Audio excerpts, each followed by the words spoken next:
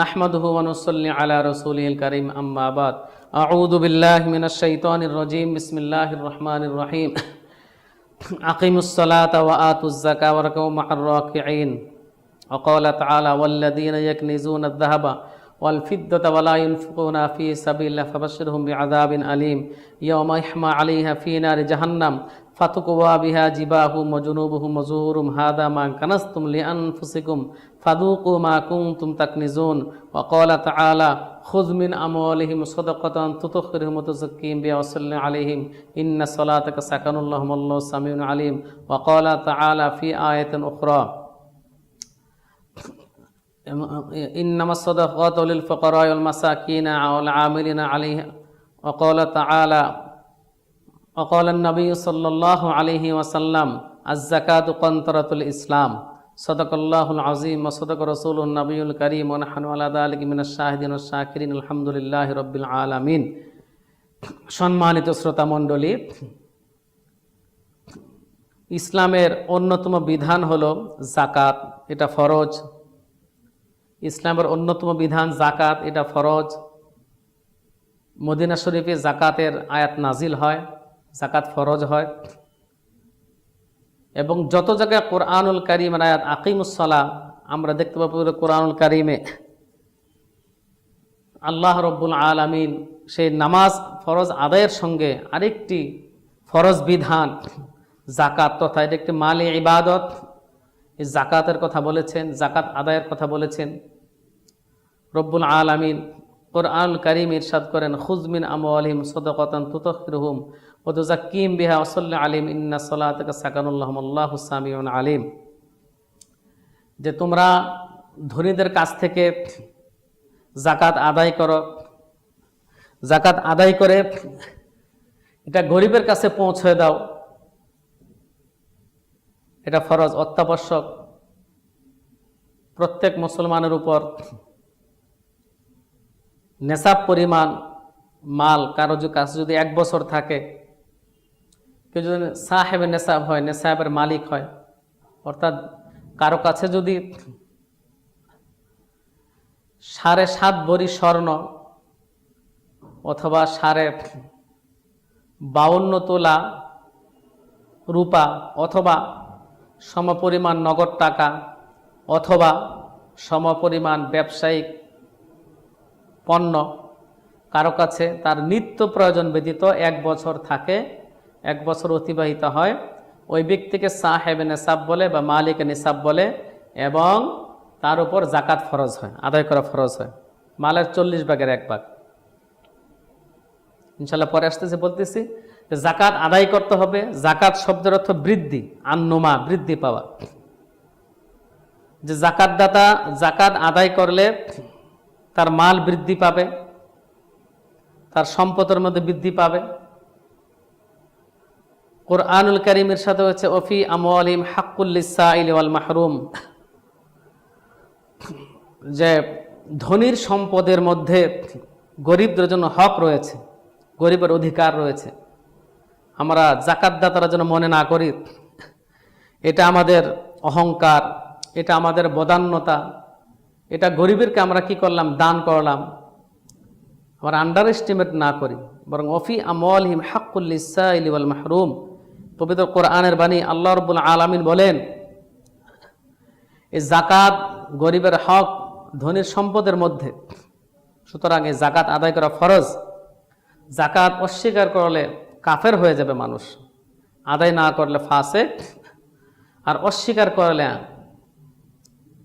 কাফের হয়ে যাবে। নবী করিম সাল্লাল্লাহু আলাইহি সাল্লামের ওফাতের পরে যখন হযরত আবু বকর সিদ্দিক রাদিয়াল্লাহু তাআলা আনহু খলিফাতুল মুসলিমিন, মুনাফিকরা যাকাত দিতে অস্বীকার করলো, নবী করিম সাল্লাল্লাহু আলাইহি সাল্লাম হযরত আবু বকর সিদ্দিক রাদিয়াল্লাহু তাআলা আনহু উনি দৃপ্ত কণ্ঠে ঘোষণা দিলেন যে কোনো ব্যক্তির উপর যাকাত ফরজ হয়েছে, কোনো যাকাতদাতা যদি তার বকরির রশিও আদায় করতে অস্বীকার করে, আমি আবু বকর তার বিরুদ্ধে জিহাদ ঘোষণা করব, যুদ্ধ ঘোষণা করব।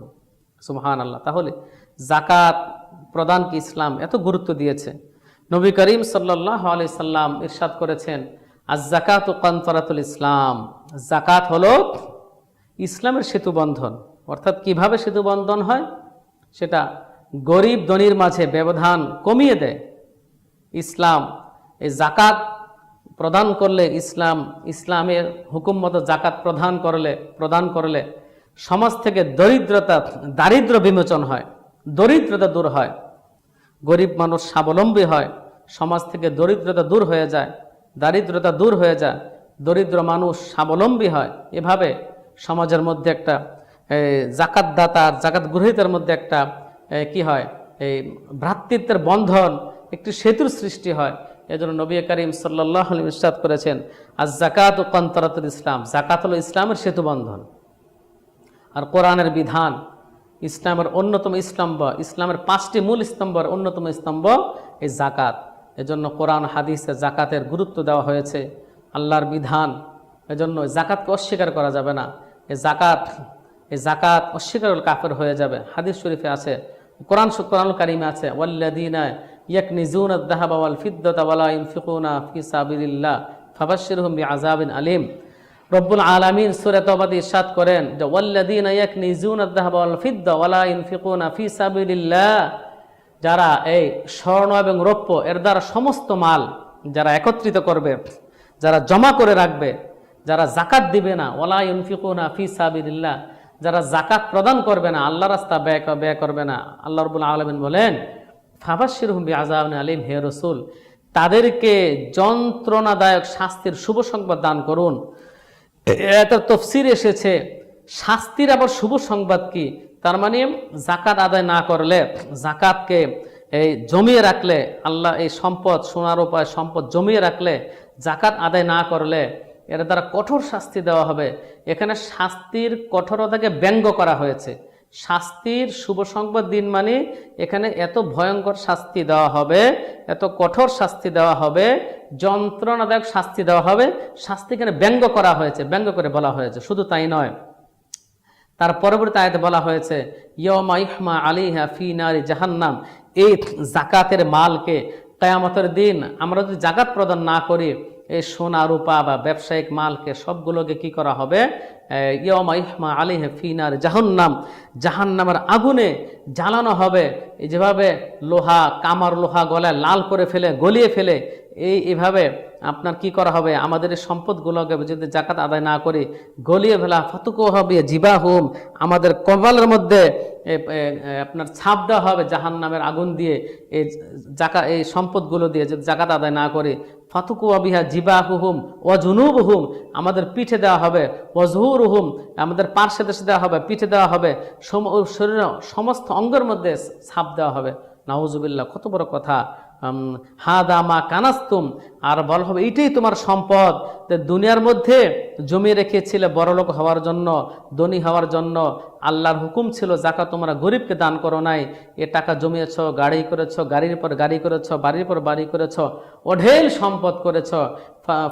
ফাজুক মা কুনতুম তাকনিজুন, হাজা মা কানাস্তুম, এগুলোই তোমাদের সম্পদ। ফাজুক মা কুনতুম তাকনিজুন, আজকে সাত করো, এই তোমাদের দুনিয়ায় জমানো ওই সম্পদগুলো আজকে গলিয়ে তোমাদেরকে ছাপ দেওয়া হচ্ছে, তোমাদের শরীরে অঙ্গ প্রত্যঙ্গের মধ্যে এ জাহান্নামের শাস্তি ভোগ করো। ফাজুক মা কুনতুম তাকনিজুন, তোমরা দুনিয়ার মধ্যে যে সম্পদ জমিয়েছিলে, আল্লাহ রাস্তা দান করো নাই, যাকাত দাও নাই, মানুষকে দান করো নাই, এটার শাস্তি স্বরূপ এগুলো আজকে তোমাদের আযাব হয়েছে, গজব হয়েছে, এ শাস্তি ভোগ করো। হাদিস শরীফে আছে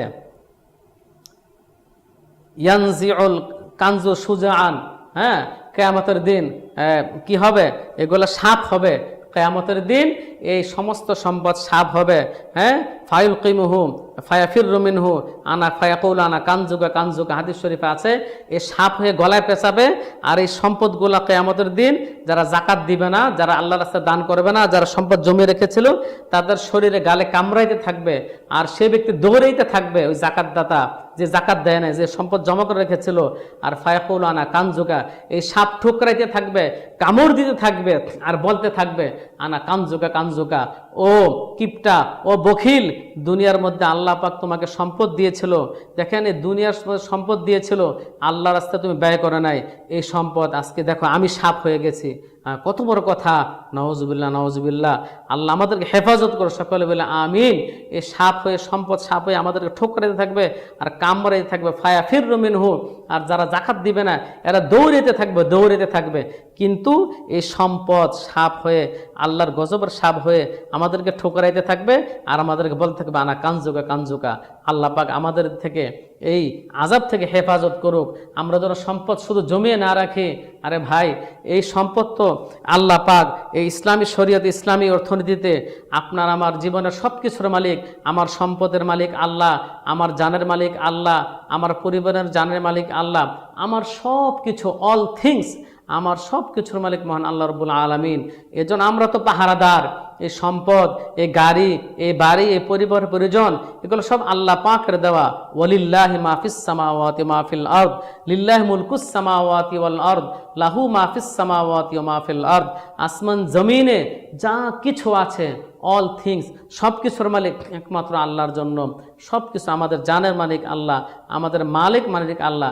তাহলে আল্লাহর দেওয়া জান, এ আল্লাহর দেওয়ার মাল আল্লাহর পথেই ব্যয় করতে হবে।